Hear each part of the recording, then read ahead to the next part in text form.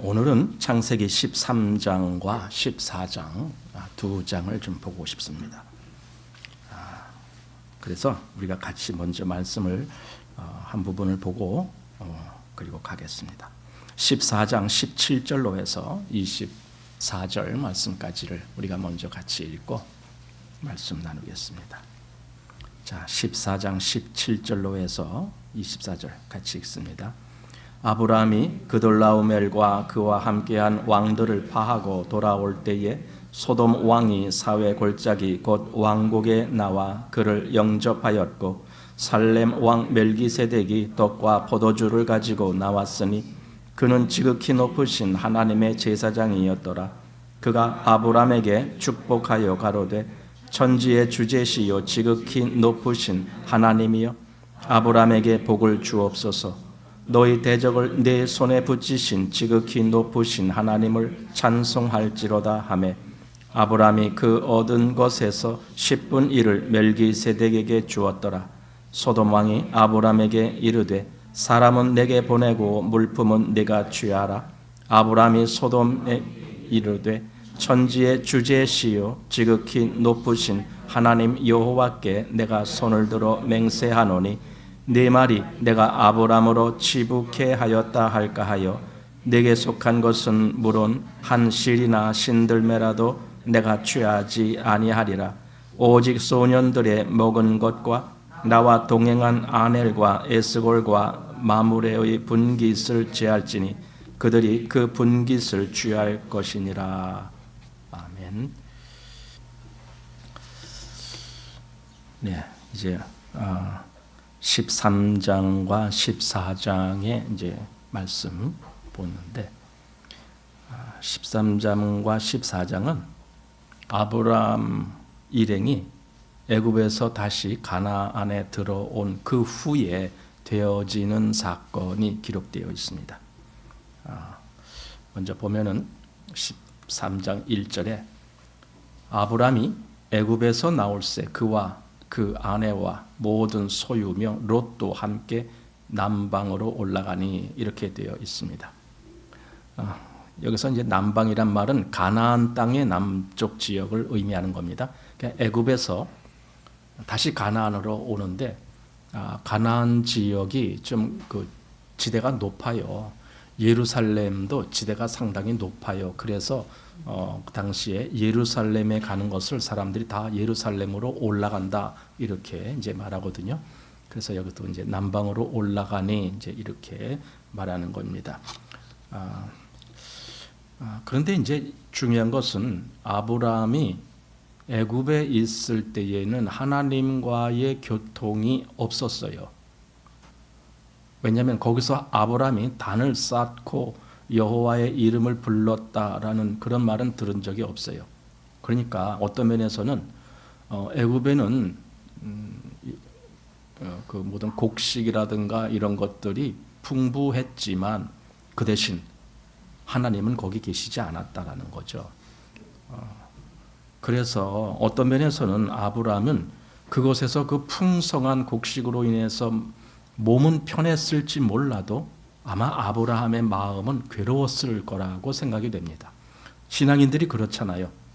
어떤 물질적인 풍성한 데 거하는 것이 마음이 편하는 것이 아니라 내가 하나님과 원만한 관계를 계속 유지할 수 있느냐 이제 이런 것을 늘 생각하기 때문에 물질계에 대한 그런 문제가 그것이 전부가 아니다라는 것을 보게 됩니다. 그리고 이제 이 13, 14장은 이제 애굽에서 올라온 장이지만 또한 올라와서도 편안한 삶을 사는 것은 아니에요. 사실 우리도 보면은요, 우리의 삶이라는 것이 늘 편안하지 않잖아요. 어쩌다가 편안해요. 어쩌다가. 그리고는 늘 뭔가 이렇게 고민하고 뭔가 때로는 괴롭고 뭔가 고통스럽고 많이 이렇게 고민을 해야 되고 이런 일들이 연속이에요. 우리에겐 그래요. 우리가 비록 그리스도인 하나님의 사람이다라고 말을 해도요. 우리에게 닥친 모든 일은 그렇게 편안한 길이 아니에요.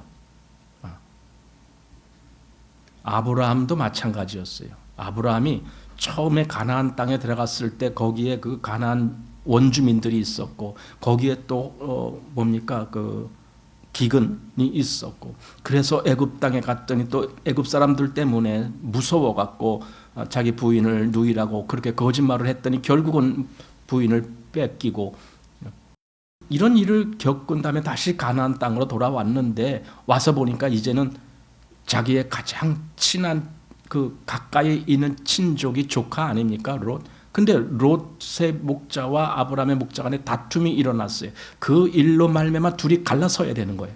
너는 저쪽으로 가라, 난 이쪽으로 가고 이렇게 이런 일들이 계속 반복적으로 일어나는 것을 볼 때에 결코 삶이라는 것은 편안하지 않았다. 그리스도인들이 마치 삶이 편안하지 않은 것과 똑같다라고 생각돼요.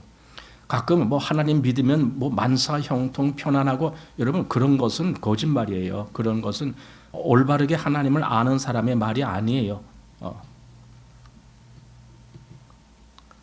그래서 저는 가나안 땅에 올라왔어도 격동의 시간을 보냈다라고 그렇게 보게 됩니다. 결코 편안한 세월이 아니었다. 그런데 문제는요. 그러한 시간들이 아주 힘들고 격동되는 그런 어려운 시간들이었냐 그런 게 문제가 아니라 그런 일 속에서도 과연 하나님과의 교통이 있었는가 아니면은 없었는가 이게 문제인 거죠. 그러니까 아브라함이 가나안 땅에 들어와서 오히려 그가 단을 쌓았다라는 말이 나와요. 그리고 여호와의 이름을 불렀다라는 말이 나와요. 이것은 다시 하나님과의 교통이 회복되었다라는 것을 의미하는 거예요. 그러니까 세상적인 어려움이 문제가 아니고 다시 하나님과 원만한 교통의 관계가 맺어질 수 있었다라는 것은 아브라함에게는 큰 기쁨이 되는 거죠. 그래서 성경은 이렇게 말합니다. 3절 보면은 그가 남방에서부터 발행하여 베델에 이르며 베델과 아이 사이 전에 장막 쳤던 곳에 이르니 그가 처음으로 단을 쌓은 곳이라 그가 거기서 여호와의 이름을 불렀더라. 이렇게 되어 있습니다. 여호와의 이름을 불렀다라는 의미 속에는 하나님과의 이 교통이 있는 거예요. 그것은 다시 말해서 하나님은 그를 바라보고 계시고 그는 또한 하나님께 경배를 드리는 이러한 관계가 계속 원만히 이루어졌다. 우리는 이 얘기를 제일 먼저 어디서 보느냐 하면은 아담과 하와의 자손 중에 셋이 나오잖아요. 그러니까 가인이 아벨을 쳐 죽인 후에 그 아벨 대신에 셋을 주셨잖아요.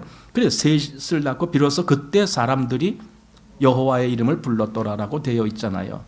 비로소 하나님과의 그 관계가 원만히 됐다라는 의미인데 여기 아브라함이 가나안에 들어와서 비로소 거기서 여호와의 이름을 불렀더라. 이 얼마나 아브라함으로서는 정말 고대한 일이었겠습니까?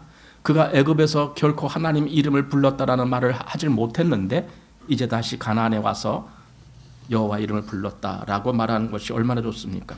지난번에 창세기 12장 보면은 그때 이미 처음에 가나안 땅에 들어갔을 때에 그때 아브라함의 한 모습 여기 나오잖아요. 12장 8절에 거기서 베델 동편 산으로 옮겨 장막을 치니 선은 베델이요 동은 아이라 그가 그곳에서 여호와를 위하여 단을 쌓고 여호와의 이름을 부르더니 이것이 아브라함이었다고요.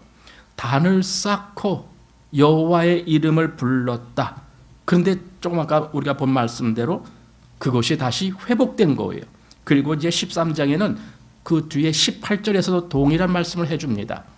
이에 아브라함이 장막을 옮겨 헤브론에 있는 마므레 상수리 수풀에 이르러 거하며 거기서 여호와를 위하여 단을 쌓았더라. 이렇게 나옵니다.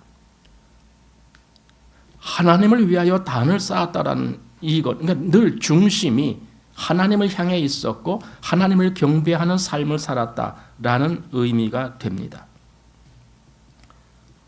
즉 애굽에서 그런 어떤 쓰라린 경험을 했지만 아브라함은 다시 원래 하나님과의 이 원만한 관계의 그런 모습을 회복했다라고 보게 됩니다. 그 증거가 단을 쌓은 거예요. 하나님을 위하여 단을 쌓은 거예요. 그런데 이제 아브람만 있는 것은 아니었어요. 아브람 곁에 롯이 함께 있었어요. 롯은 아브람의 조카였거든요. 그러니까 아브람의 형뻘 되겠죠. 그 누굽니까? 그 먼저 죽은 형이 하나 있잖아요. 그 형의 아마 아들, 그것이 롯이겠지요. 그래서 롯은 자기 아버지가 없기 때문에 어쩌면은 삼촌격인 아브람을 아마 많이 따랐던 그런 사람이 아니었겠는가. 그런데 롯은요, 지금 아브라함과는 마음이 좀 달라요. 아브라함은 그 어떠한 환경에 접했더라도 그는 계속 하나님을 찾았어요. 애굽에 가서도 사실 그 마음의 간절함으로 하나님을 찾았을 거라고 생각이 되져요. 그래서 다시 가나안에 오자마자 그는 단을 쌓고 여호와의 이름을 불렀다라고 말하고 있는 거예요. 그러나 롯이 그렇게 했다라는 말은 보질 못해요. 롯이 단을 쌓았다, 롯이 하나님의 이름을 불렀다, 그런 말은 없어요.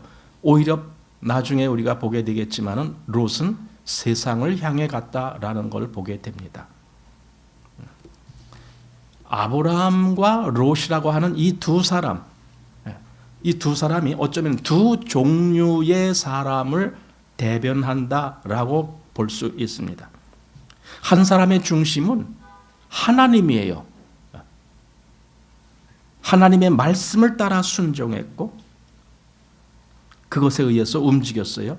그런데 또 한 사람은 하나님 사람을 그냥 곁에서 따라다닌 거예요. 하지만 그의 마음에는 정말 하나님을 간절히 구하는 마음이 있는 것이 아니라 아직 육의 본성에 의해서 움직이는 그런 모습이 그냥 남아 있었던 사람입니다. 물론 우리가 나중에 이제 베드로 후서 2장에 보면은 베드로 사도가 이 롯을 의로운 롯이라고 그렇게 호칭을 합니다. 그것은 다시 말해서 롯도 하나님의 택함을 받은 사람이다라는 그런 의미가 있는데 그걸로 봐서 지금 우리의 비유로 본다라면은 롯도 그리스도인이었다. 이제 이렇게 보는 거죠. 아브라함이 그리스도인이라면 롯도 그리스도인이었다. 그런데 왜 두 사람의 마음이 이렇게 달랐느냐 이거죠. 그러니까 롯은 지금식으로 표현한다라면은 육적인 그리스도인이었다. 이렇게 볼 수가 있다라고 보는 거예요. 그래서 아브라함과 롯의 신앙이 아주 큰 차이가 나요. 애초에 하란에서 떠나서 가나안에 올 때부터 그때부터 롯의 모습하고 아브라함의 모습은 대비가 됩니다. 아브라함이 어떻게 왔느냐? 창세기 12장 여기 4절 보면은 이에 아브라함이 여호와의 말씀을 쫓아갔고 롯도 그와 함께 갔으며 이렇게 아브라함이 움직일 때는요. 여기 보니까 여호와의 말씀을 쫓아갔다라고 되어 있어요. 그런데 롯도 여호와의 말씀을 쫓아갔고 이렇게 되어 있지가 않고 롯도 그와 함께라고 되어 있어요. 그러니까 롯은 아브라함을 그냥 쫓아간 거예요. 그가 정말 하나님의 말씀 때문에 나도 가야 되겠다 이것이 아니고 그냥 아브라함, 자기가 그래도 의지하고 싶은 사람이 아브라함이니까 아브라함을 쫓아간 사람이 롯이었다라고 보는 겁니다. 그래서 이 두 사람의 그 시작부터가 이렇게 달랐다. 즉 아브라함은 그의 마음에 하나님이 그 중심을 차지하고 계셨는데 롯은 그저 아브라함을 옆에서 따라다니는 사람이다. 그러니까 우리가 지금도 가만히 생각해 보면은요. 교회 속에는 많은 사람들이 있어요. 그런데 그 중에는 진짜 하나님을 중심에 모시고 하나님 때문에 모든 일이 결정되는 사람이 있는가 하면은 또 어떤 사람들은 그냥 그렇게 하나님을 쫓는 사람이 자기 옆에 있는데 그 사람을 쫓아서 그냥 덩달아 교회에 왔다 갔다 하는 사람도 있을 거다라고 생각합니다. 그러니까 진짜 하나님을 보고 움직이는 것이 아니고 단지 내 곁에 있는 사람이 하나님을 쫓는 사람인데 나도 그냥 그 사람처럼 비슷하게 이렇게 어쩌면 흉내를 내고 있는 그런 사람들이 지금도 많다라고 봅니다. 아마 어느 교회든지 그러한 사람들이 있을 거다라고 생각합니다. 믿음의 사람과 같이 있는다라고 해서 모두가 믿음의 사람은 아니에요. 여기서 제가 말하는 믿음의 사람이라는 것은 믿음으로 사는 사람을 뜻하는 거예요. 그리스도인이라고 해서 다 믿음으로 사느냐? 그렇지 않아요.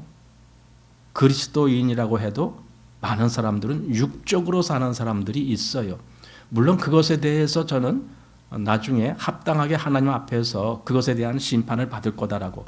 그래서 그리스도인들도 심판을 받게 돼 있어요. 그 보좌 앞에 나가서.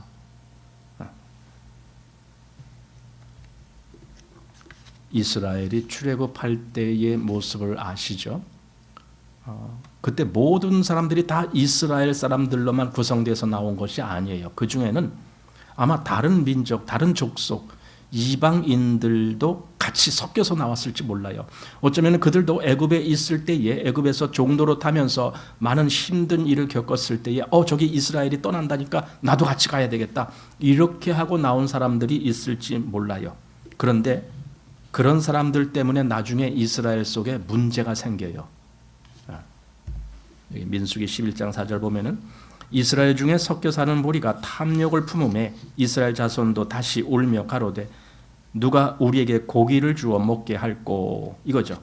그러니까 섞여 사는 무리라는 것은 그들은 이스라엘 백성이 아니다라는 거잖아요. 그냥 섞여 사는 거예요. 그런데 그들이 먼저 하나님을 원망하는 거예요. 탐욕을 품었다 그래요. 고기를 좀 먹고 싶은데, 그랬더니 이스라엘 백성들이 바로 그들의 영향을 받아갖고 이스라엘 백성들도 같이 하나님을 원망하면서 왜 우리 고기 안 주느냐고 그렇게 아우성칩니다.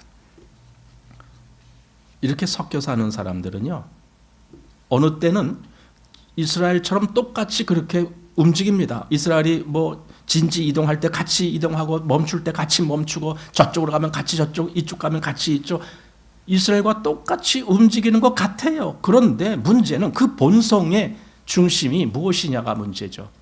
과연 그들이 하나님을 바라보고 있는가? 그들은 하나님의 말씀보다는 육신적인 본성을 따라 움직이고 있다라는 것을 보게 됩니다. 사도 바울이 에베소서에서 바로 이렇게 육신의 본성으로 움직이는 것이 뭐냐? 그게 원래 사람들이 그랬다. 우리가 구원받기 전에 바로 그러한 사람이었다라는 것을 말해줍니다.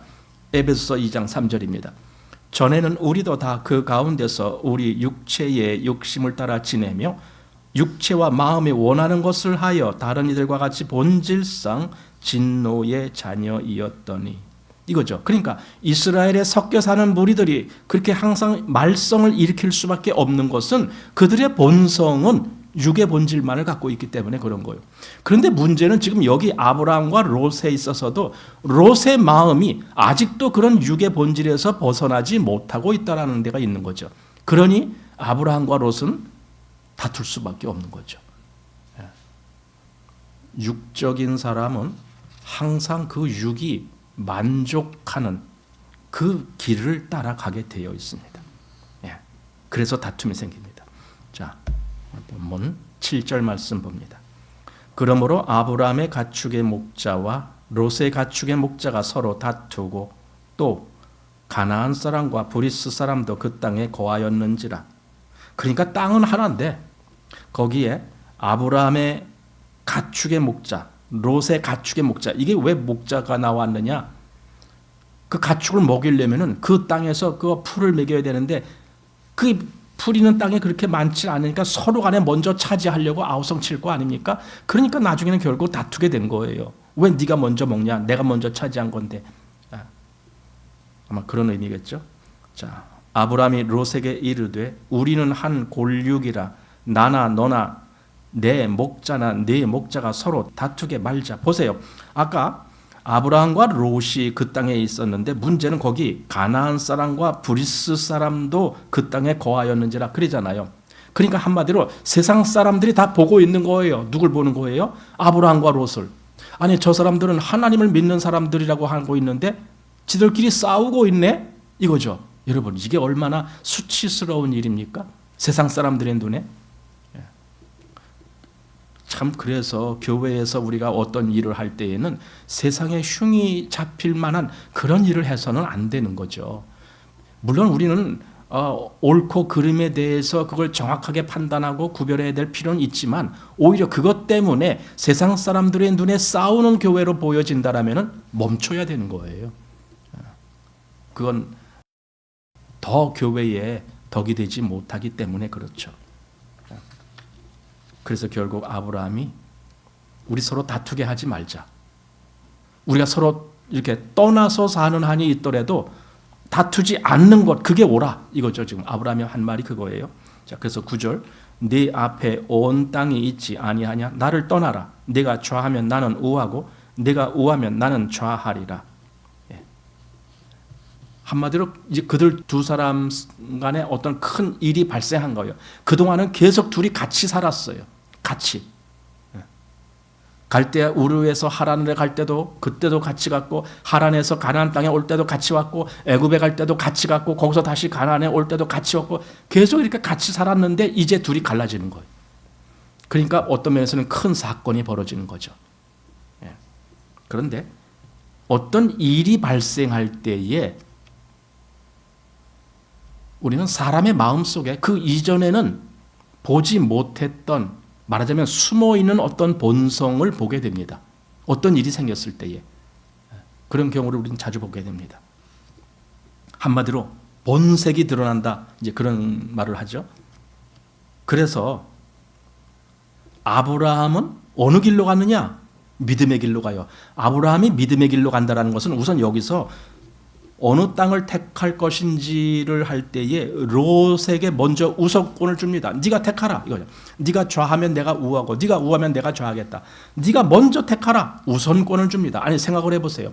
삼촌하고 조카하고 둘이 있는데 그래도 나이로 보나 아니면 우리 무슨 족보로 보나 연장자가 누굽니까? 아브라함 아닙니까? 그러면은 아브라함이 야 롯아 네가 먼저 택해라 했어도 롯은 아닙니다. 제가 어떻게 그럽니까? 삼촌이 먼저 택하십시오. 그랬어야 옳은 거 아닙니까? 그런데 롯은 자기가 먼저 택해버립니다. 자, 여기서 아브라함이 이렇게 롯에게 그렇게 먼저 택하라라고 우선권을 줬다는 것은 아브라함이 그냥 관대한 사람이고 아량 있는 사람이고 그래서 보면 안 됩니다. 아브라함은 하나님을 의지하는 사람이기 때문에 그 모든 일에 하나님의 주권을 믿었기 때문에 그러는 거예요. 롯이 어느 쪽을 택한다 할지라도 하나님은 나를 인도해 주실 것이다. 이걸 믿어요.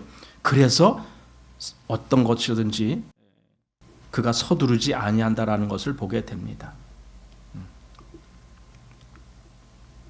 그런데 롯은 그 육이 원하는 길로 가는 거죠.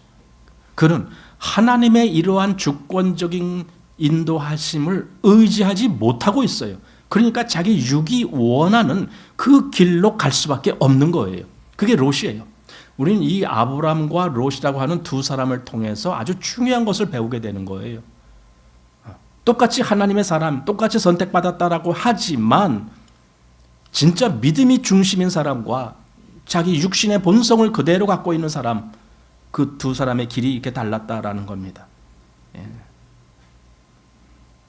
어쩌면 아브라함이 네가 좌하면 나는 우하고 네가 우하면 나는 좌하리라 이렇게 말했을 때의 내심 아브라함에게는요, 롯에게 혹시 네가 이 북쪽을 택하면 내가 남쪽을 택할게, 아니면 네가 남쪽을 택하면 내가 북쪽을 택할게, 이렇게 그 가나안 땅 내에서 어떤 결정이 있어지기를 그걸 기대하고 말했을지 몰라요. 그런데 롯은 그런 아브라함의 기대나 또는 하나님이 말씀한 가나안 땅을 기업으로 주겠다라고 한 그런 말씀에는 전혀 아랑곳하지 않고 그는 동쪽을 바라봤어요. 그 동쪽에 뭐가 있는데? 거기는 아주 푸른 평야가 있고 거기에 소돔 고모라가 있는 그쪽을 바라봤다 이거죠. 그래서 둘이 갈라지더라도 뭔가 좀 좋은 그런 의미가 아니고 뭔가 이상하게 갈라지는 그런 모습을 보게 됩니다. 그래서 바로 이게 어떤 일이 있을 때 좀 그게 뭔가 좀 사람의 마음을 이렇게 흔드는 요동치게 하는 어떤 이런 일이 있을 때 정말 믿음이 있는 사람과 그리고 믿음이 없어서 육적으로만 사는 사람 간의 차이가 이렇게 난다 볼 수 있습니다. 즉 어떤 일이 있을 때 그 일이 힘든 일인가? 아니면 기쁜 일인가?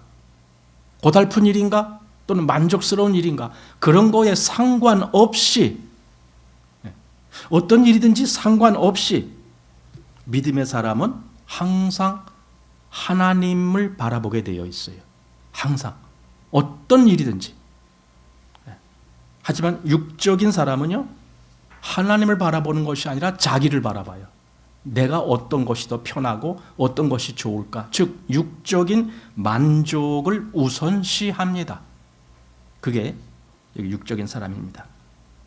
사도 바울이 그 자기의 간증을 할 때에 자기에게 육체의 가시가 있었을 때 얼마나 괴로웠으면 그렇게 표현했을까? 내 몸에 육체의 가시가 있다. 그랬을 때, 그런데 그때도 사도 바울은 그 마음의 중심이 어디 있는지 보게 됩니다. 고린도후서 12장 9절입니다. 내게 이르시기를 내 은혜가 네게 족하도다. 이는 내 능력이 약한 데서 온전하여짐이라 하신지라. 그러므로 도리어 크게 기뻐함으로 나의 여러 약한 것들에 대하여 자랑하리니 이는 그리스도의 능력으로 내게 머물게 하려 함이라. 이 그러므로 내가 그리스도를 위하여 약한 것들과 능력과 궁핍과 핍박과 곤란을 기뻐하노니 이는 내가 약할 그때의 곧 강함이니라. 사도가 어떻게 이것을 기뻐할 수가 있었을까? 여기 약한 것들, 능력, 궁핍, 핍박, 곤란 이런 것들을 기뻐했다. 왜 그랬을까? 하나님을 바라봤으니까. 하나님은 환경에 의해서 하나님이 흔들리시는 하나님이 아니잖아요. 어떠한 환경에서든지 하나님은 그 바른 길로 인도하여 주실 하나님이라는 걸 믿고 있는 거죠. 예. 그래서 약할 때에 오히려 강함이다라고도 말할 수 있는 거죠. 자, 본문 10절 말씀 봅니다. 이에 롯이 눈을 들어 요단을 바라본즉 소알까지 온 땅에 물이 넉넉하니 여호와께서 소돔과 고모라를 멸하시기 전이었는고로 여호와의 동산 같고 애굽 땅과 같았더라. 그러므로 롯이 요단 온 들을 택하고 동으로 옮기니 그들이 서로 떠난지라. 아브람은 가나안 땅에 거하였고 롯은 평지 성읍에 머무르며 그 장막을 옮겨 소돔까지 이르렀더라. 롯이 선택한 곳이 어디냐? 예, 뻔하죠. 육이 기뻐할 수 있는 곳, 그거죠. 예. 여기 롯이 눈을 들어 요단을 바라본 즉, 그래서 눈을 들어 요단을 바라봤대요. 자기가 뭔가 이렇게 결정을 해야 될 그 순간이 왔으면요, 믿음의 사람은 어떻게 됩니까? 눈을 들어서 어딜 봐야 되겠습니까? 하나님을 바라봐야죠. 롯은 눈을 들어 요단을 바라봤습니다. 자기 마음을 흡족해 해줄 수 있는 그 대상을 바라보았습니다. 그러니까 육신적인 눈이다라고 보게 됩니다.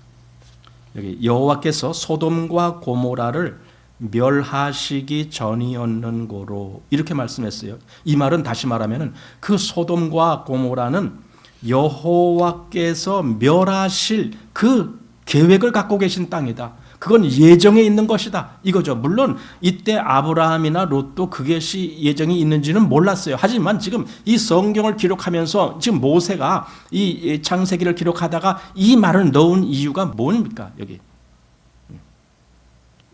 여호와께서 소돔과 고모라를 멸하시기 전이었는 거로 멸하기로 작정된 예정된 곳이다. 지금 그 말이잖아요. 거기는. 그런데 롯은 거기로 가는 거예요. 예, 이게 육의 사람의 결국이 그렇게 된다라는 거예요. 갈 때는 좋았죠. 여기가 정말 풍성하고 모든 식물들이 넉넉하고 거기 그다음에 조금 더 보니까 거기 소돔이라고 하는 데는 아주 문화도 굉장히 발전한 그런 도시고 거기에 비해서 아브라함이 거하는 가나안 땅은 그냥 운막 같은 데서 살고 있어. 근데 여기는 아주 휘황찬란한 그런 거리도 있고 사람들도 막 복잡 많고 그게 롯의 마음에 들었죠.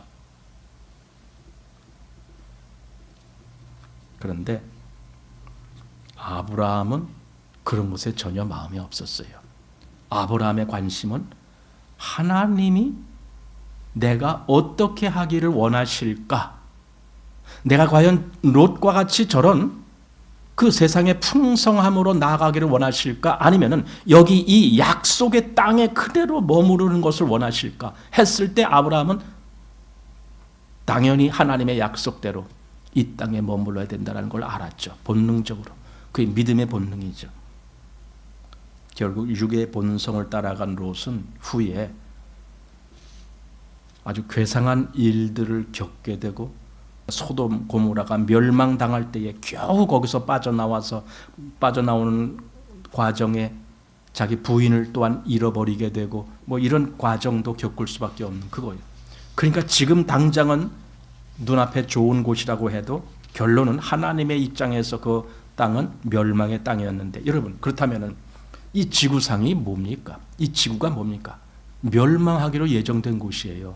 우리 그 철로 역정을 보면은 그 크리스찬이 무엇 때문에 근심하느냐? 하나님이 이 모든 도시를 다 멸망시킨다라고 했는데 그것 때문에 고민하고 어떻게 하면 내가 여기서 탈출할 수가 있을까? 그 생각을 하는 거 아닙니까?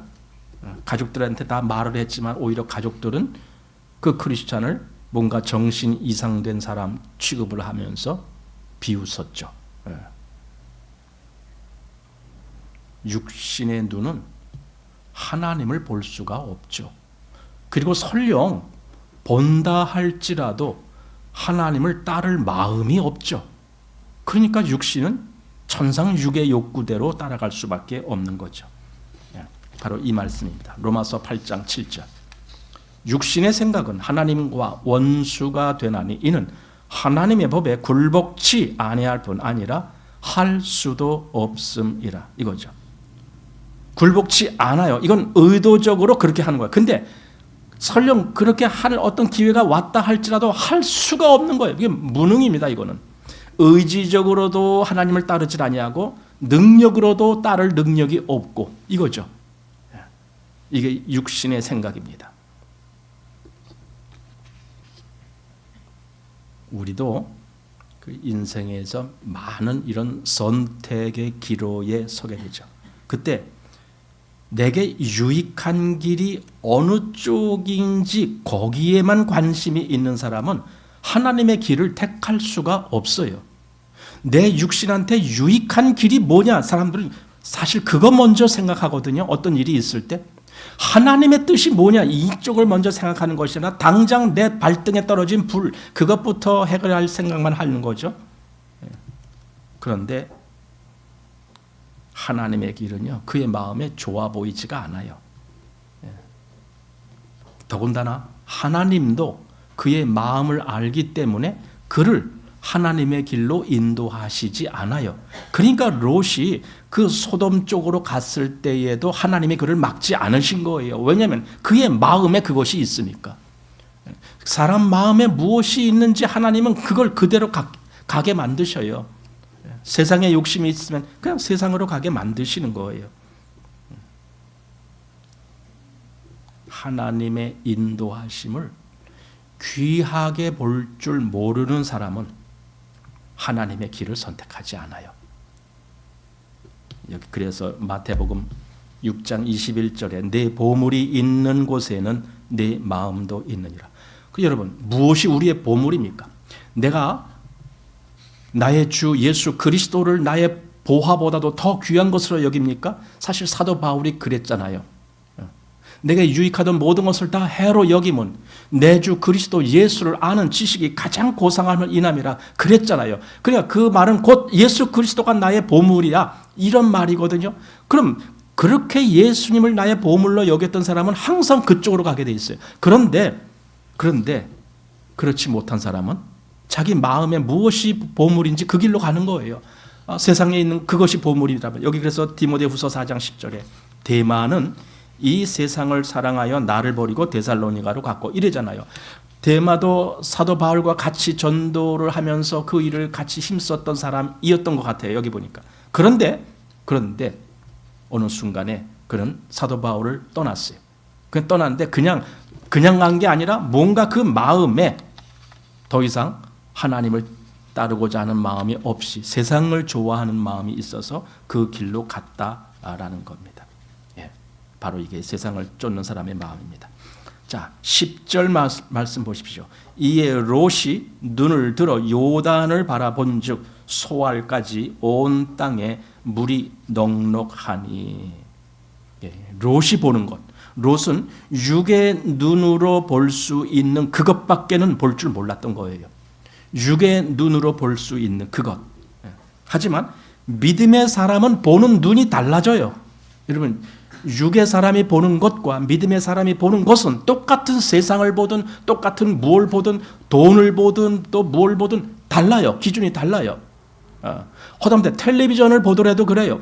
믿음이 있는 사람이 보는 텔레비전과 육의 마음을 가득 품고 있는 사람이 보는 텔레비전 보는 각도가 다른 거예요. 책을 읽어도 달라요. 사람과 서로 이야기를 할 때도 달라요. 어떤 관점이 있는지가.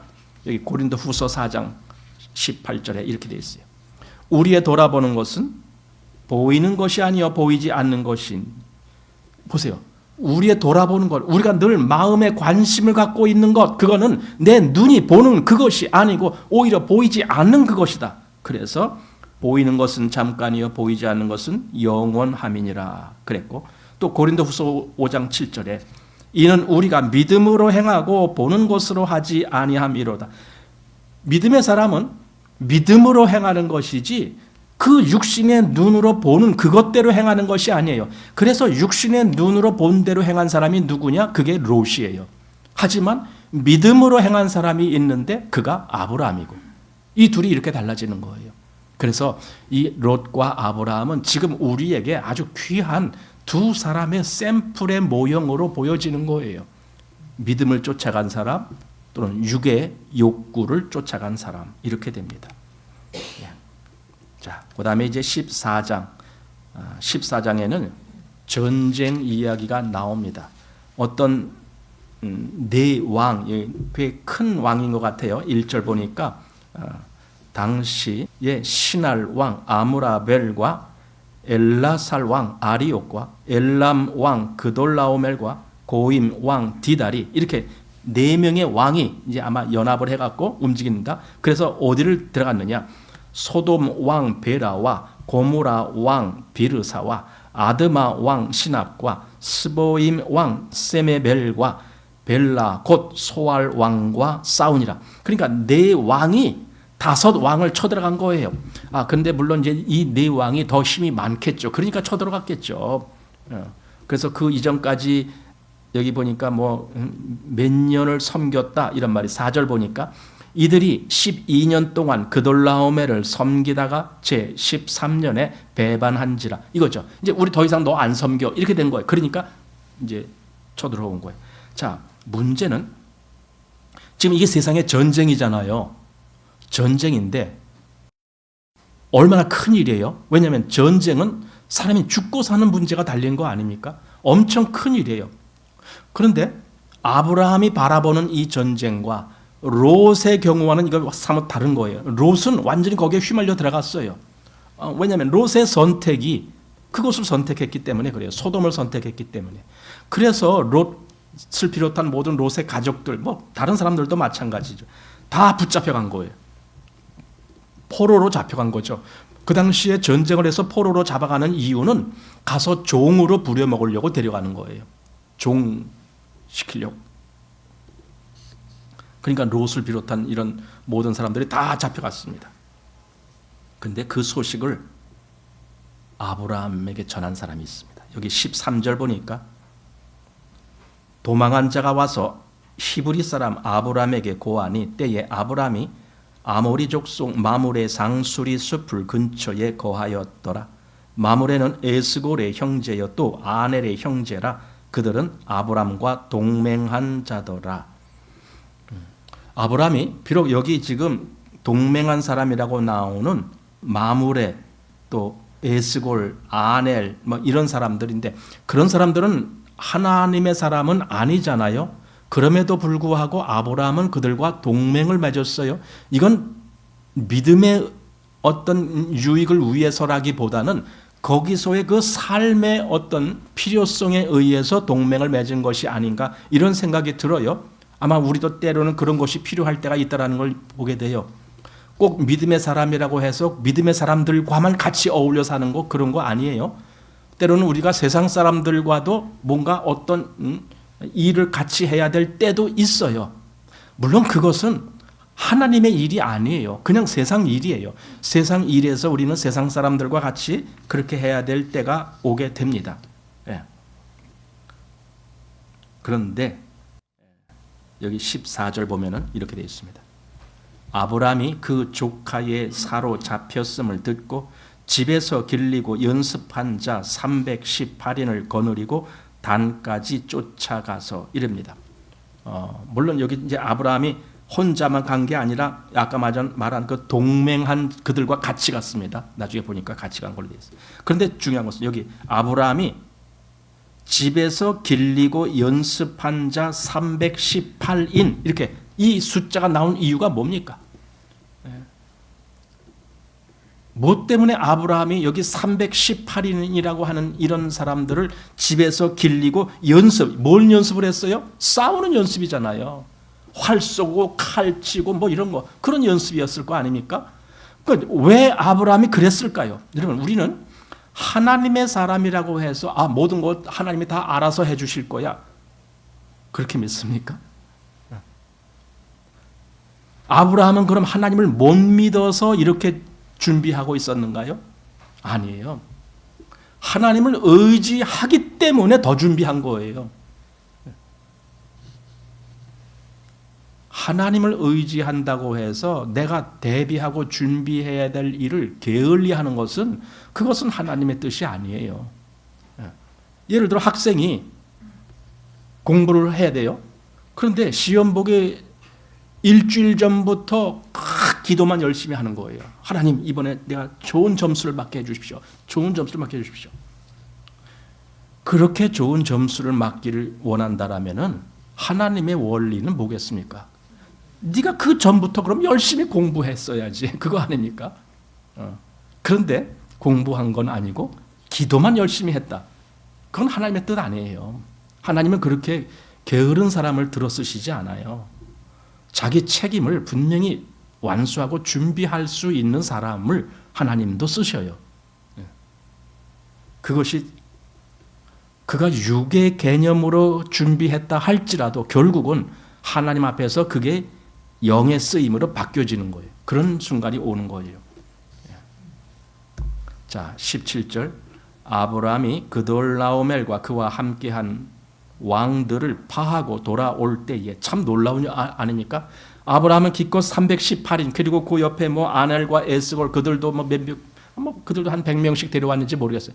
그런데 여기 지금 왕은 4명이나 됐어. 그들에게 병사들은 얼마나 아마 수천 명은 됐겠죠.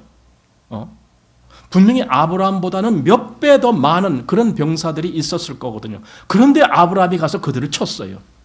그리고 이겼어요. 그리고 거기 잡혀갔던 사람들 다 도로 차지해 왔어요. 놀라운 거죠. 나중에 보면은 아브라함이 잘나서가 아니었다는 걸 알게 돼요. 하나님이 그들을 내 손에 붙이셨어. 이렇게 지금 성경은 말하고 있어요. 자, 그래서 이제 돌아오는데, 근데 그때 소돔 왕이 사회 골짜기 곧 왕국에 나와 그를 영접하였고, 그다음 18절 살렘 왕 멜기세덱이 떡과 포도주를 가지고 나왔으니 그는 지극히 높으신 하나님의 제사장이었더라. 지금 가서 전쟁을 해서 정말 승리하고 돌아온 아브라함 앞에 왕이 2명이 다시 나타났어요. 하나는 소돔 왕, 하나는 살렘 왕. 살렘 왕은 또한 제사장이기도 한 멜기세덱이죠. 두 왕이 동시에 나타났습니다. 여러분 이게 무슨 말이냐면요. 내가 어느 쪽을 섬길 것인가, 어느 왕을 섬길 것인가 거기서 갈라져야 된다는 거예요. 사람은 두 왕을 섬길 수가 없어요. 신약 성경에도 보면은 사람이 돈과 하나님을 겸하여 섬길 수 없다라고 말씀했어요. 물질과 하나님을 겸하여 섬길 수가 없다. 어느 것이 너의 왕이냐 하나만 택하라 그 얘기잖아요. 그런 의미에서 이 두 왕이 아브라함 앞에 나타났을 때 아브라함은 그 중에 하나를 선택해야 되죠. 19절 보십시오. 그가 아브라함에게 축복하여 가로되, 여기서 그가 누구냐면은 18절에 말한 살렘 왕 멜기세덱입니다. 그래서 그가 아브라함에게 축복하여 가로되 천지의 주제시요 지극히 높으신 하나님이여 아브라함에게 복을 주옵소서. 그리고 20절을 잘 보셔야 돼요. 너희 대적을 내 손에 붙이신 지극히 높으신 하나님을 찬송할지로다 하매, 이거죠. 그러니까 너의 대적을 내 손에 붙이신 분이 누구냐? 하나님이시다. 지금 그 얘기예요. 그러니까 아브라함이 잘나서 이긴 것이 아니라 하나님이 그들을 네 손에 붙이신 거야. 이 얘기를 해주는 거예요.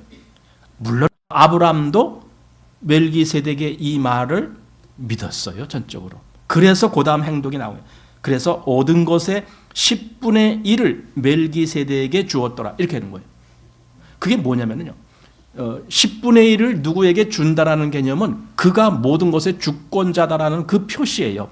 물론 10분의 1이 뭐 적은 양이다 이렇게 말할 수 있지만 그러나 이건 상징적인 의미를 갖고 있는 거예요. 10분의 1이라는 개념은 모든 것을 다 포함한다라는 개념도 되는 거예요. 그래서 10분의 1을 지금 멜기세덱에게 드렸다 했을 때 당신이 주인이십니다. 그 뜻이에요. 즉 당신이 섬기는 그 하나님이 나의 주인이십니다. 내가 얻은 이 모든 것은 다 당신 것입니다. 그런 의미를 품고 있는 것이 10분의 1입니다. 자, 멜기세덱이 이때 아브라함에게 나타나셨다라고 하는 그 의미가 뭘까요? 아브라함은 아니 우리 같았으면은 전쟁에 나가기 전에 미리 나타나셔갖고 아브라함에게 좀 힘도 북돋아 주고 그래 너 나가서 잘 싸워라 이런 말도 해주고 뭔가 그러는 것을 더 좋아했을지 모르겠는데 이제 전쟁 다 끝났는데 그리고 돌아왔는데 이제 와서 멜기세덱이 나타난 이유가 뭘까 이거죠. 사실은요. 이때가 더 위험하기 때문에 그래요. 더 위험하다는 것은 바로 소돔 왕이 그 사람의 그 육신이 좋아할 만한 것으로 아브라함에게 제안을 했기 때문에 그래요. 육신이 좋아할 만한 것. 그게 뭡니까? 이 세상 여러 가지 물건들. 뭐 그런 거. 거기에는 무슨 뭐 보화들도 있었을 것이고 옛날 사람들은요 이런 보화들을 많이 이렇게 간직하고 있거든요. 금은 보화 이런 것들을. 왜냐하면 그것이 자기가 필요할 때 얼마든지 다른 물건으로 바꿀 수 있는 수단. 그러니까 옛날에 돈이 곧 그런 거잖아요. 돈이라는 것이 꼭 있는 거 아니라 뭐 은전, 금전, 뭐 이런 금덩어리, 은덩어리 이런 것을 가지고 돈으로 계산하기도 했을 때니까. 그런데 멜기세덱이 떡과 포도주를 가지고 나왔다 그래요.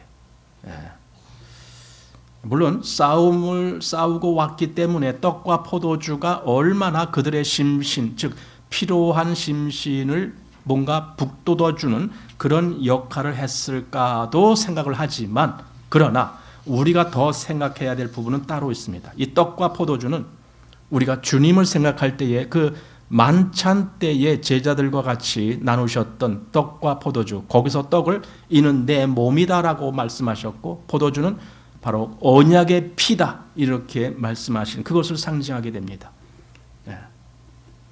그런 의미에서 떡과 포도주를 멜기세덱이 가지고 왔다라는 것은 아마 더 큰 의미가 거기에 담겨 있다라고 보게 됩니다. 그래서 여기 또 뭐라고 얘기하느냐? 천지의 주제시요 지극히 높으신 하나님. 멜기세덱이 지금 하나님을 그렇게 호칭하는 거예요. 천지의 주제시요 지극히 높으신 하나님이요. 이 아브라함에게 복을 주옵소서. 하나님을 그냥 하나님 그게 아니고 천지의 주제시고 지극히 높으신 하나님 이렇게 호칭했어요. 이거는요 지금 아브라함의 목전에서 아브라함 보고 그렇게 배우라는 거잖아요. 아브라함아 하나님은 어떤 하나님이신 줄 아느냐? 천지의 주제셔 이거예요. 물론 아브라함에게 그렇게 말한 건 아니에요. 지금 멜기세덱은 하나님을 그렇게 부른 것뿐이에요. 그렇지만 아브라함은 그걸 배워요. 그대로 배워요. 천지의 주제가 하나님이시다라고 말하는 것은요. 이건 놀라운 표현입니다. 우리가 하나님을 그렇게 말할 수 있다면 그것이 진심으로 그렇게 말할 수 있다면 그래서 시편에 보면은 몇 곳에 그런 말씀이 나와요. 예를 들어 121편 보면은 내가 산을 향하여 눈을 들리라 나의 도움이 어디서 올꼬 그리고 나의 도움은 천지를 지으신 여호와께로서다. 천지 주제시다라는 거예요. 그게. 그러니까 천지를 지으신 여호와, 그 여호와, 그냥 여호와가 아니고 천지를 지으신 여호와가 내게 도움이 되시는 분이야. 그러니 그 도움이 얼마나 막대할까. 그걸 누가 막을 수 있을까? 또 시편 124편 8절에 우리의 도움은 천지를 지으신 여호와의 이름에 있도다. 또 134편 3절에 천지를 지으신 여호와께서 시온에서 내게 복을 주실지어다. 이렇게 천지, 아니 천지를 지으신 하나님, 이게 뭡니까? 우리가 보는 온 세상 다 하나님이 주인이셔. 하나님이 만드셨어. 하나님이 주권자셔. 그 얘기잖아요. 우리가 보는 다, 그게 천지 아닙니까?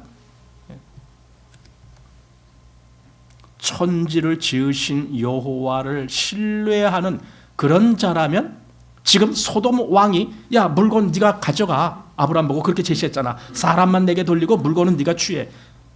그런데 마음이 있을까요? 아니 이 온 천지의 주인이신 하나님이 내 하나님이시고 그분이 나를 지금 돕고 계신데 여기 소돔 왕이 그래 이거 너 가져가 그런다라고 거기 마음이 가겠느냐 이거예요. 그러니까 보세요. 하나님에게 마음이 있는 사람은 세상의 그 어떤 유혹의 마음이 빼앗겨지지가 않는 거예요. 그럴 수가 없어요. 왜냐하면 이 온 천지의 주인이신 하나님을 내가 보고 있는데, 그런데 네가 뭐 세상에 조금 뭐 세상 사람들이 좋아할 만한 그걸 가지고 날 유혹하려고 해? 이렇게 되는 거죠. 여기 소돔 왕이 뭘 제안했는지 21절에 소돔 왕이 아브라함에게 이르되 사람은 내게 보내고 물품은 내가 취하라. 이게 말이 됩니까? 아브라함이 뭐라고 대답했는지 보십시오. 아브라함이 소돔 왕에게 이르되 뭐라고요 지금? 천지의 주제시요 지극히 높으신 하나님 여호와께 내가 손을 들어 맹세하라. 아니 이 말을 아브라함이 어떻게 알았어요? 방금 전에 멜기세덱이 그렇게 말했잖아요. 하나님 이 아브라함에게 복을 주옵소서 할 때도 그냥 하나님이 아니고 천지의 주제이시고 지극히 높으신 하나님 이 아브라함에게 복을 주옵소서 이렇게 말했잖아요. 그러니 아브라함이 그걸 그대로 배운 거예요. 아 하나님은 천지의 주제시구나. 예. 그래서 그대로 지금 소돔 왕에게 말하는 거예요.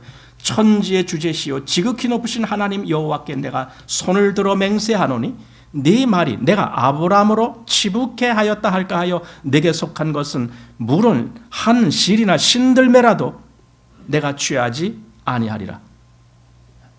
여기 네 말이 내가 아브라함으로 치북해 하였다 할까 하여, 그게 뭐냐? 나중에 아브라함이 뭔가 이렇게 부자가 되면은 소돔 왕이 저거 내가 그때 다 물건 줘서 저렇게 부자 된 거야 이런 소리 할까 봐.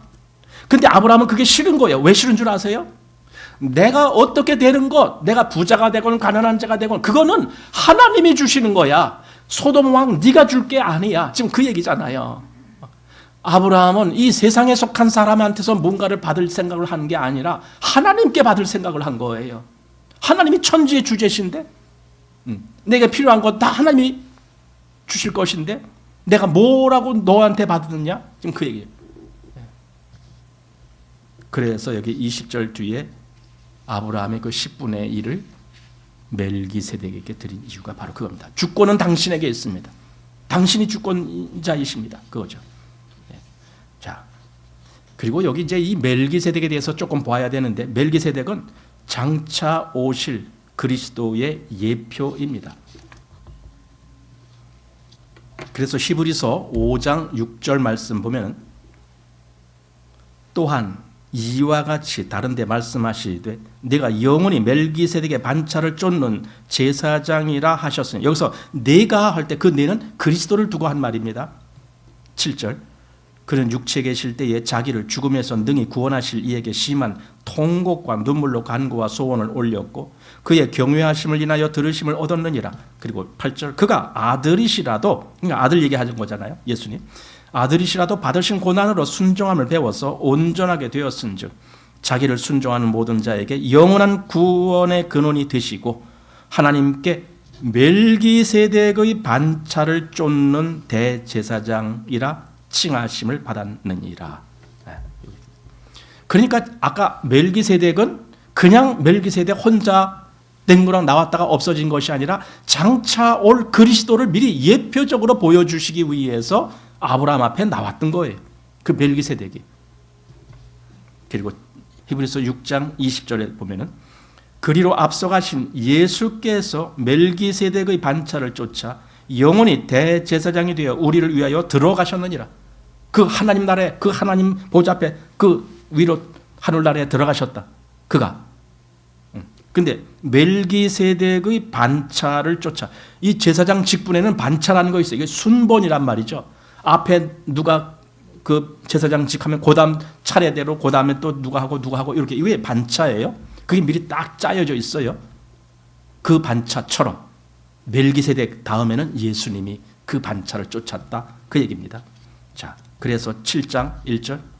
이 멜기세덱은 살렘 왕이요 지극히 높으신 하나님의 제사장이라 여러 임금을 쳐서 죽이고 돌아오는 아브라함을 만나 복을 빈 자라.